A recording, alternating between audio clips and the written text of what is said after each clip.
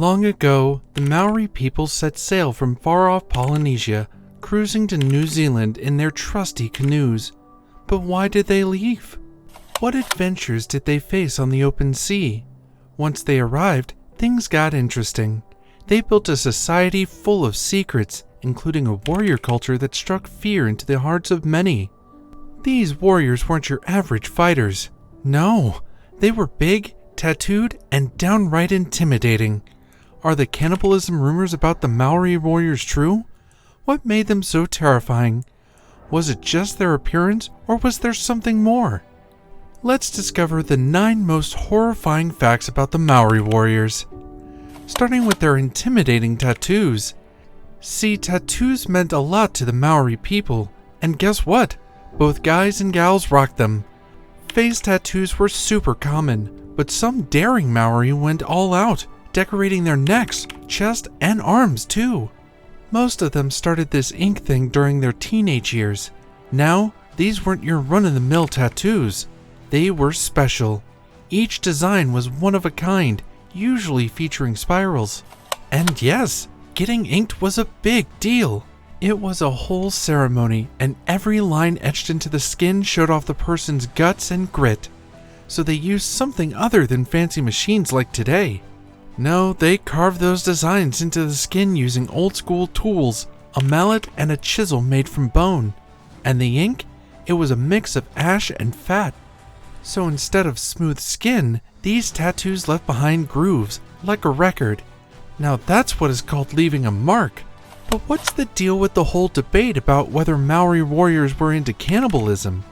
So the next horrifying facts were stories from people who saw it happen, stories passed down the Maori families, and even stuff dug up by archaeologists that suggest it did happen. So why would they do such a thing? Well, it wasn't because they were hungry. One idea is they wanted to take in the spirit of the person they ate, something they called mana. Others say it was just their way of dealing with all that anger after a battle. And then there's the idea that it was a way to scare off their enemies. They believed that turning their foes into waste after eating them was the ultimate insult. Insane, right? So another thing that freaked the opponents out was the Maori warriors' use of weapons. Have you ever heard of a go-to weapon for Maori warriors, the Mir Club? Shaped like a teardrop and crafted from bone, jade, or stone, these clubs were more than just tools. They were prized possessions passed down through generations. In a fight, they weren't messing around. These clubs were all about close combat.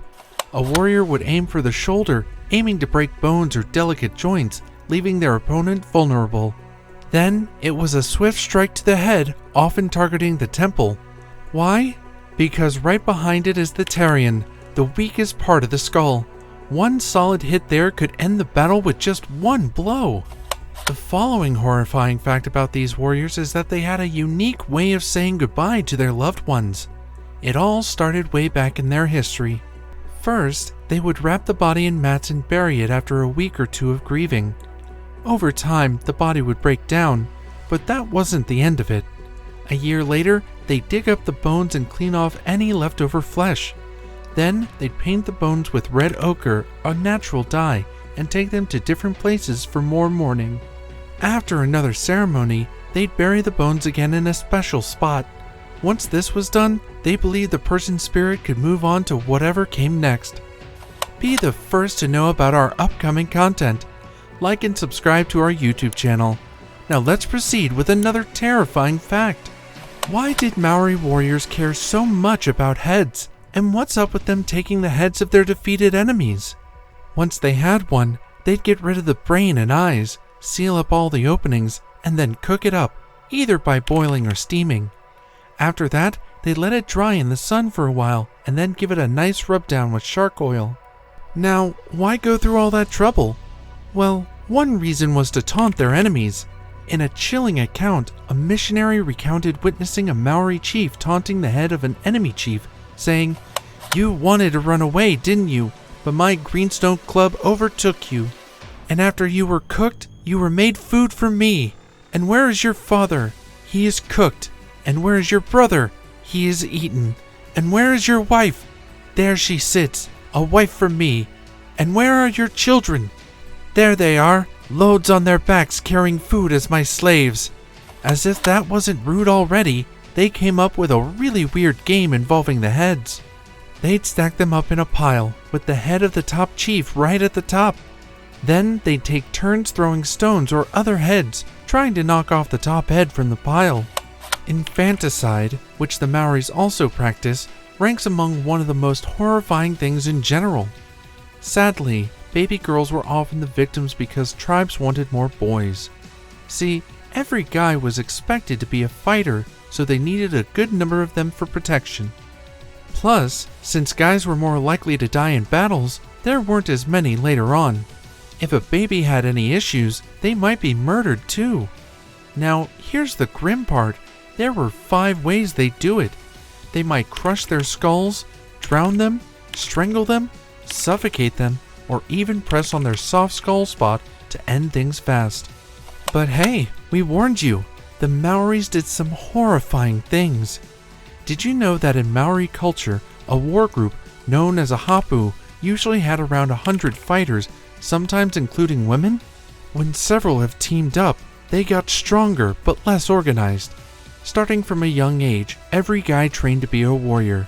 They focused on building wrist strength to wield weapons like the mirror.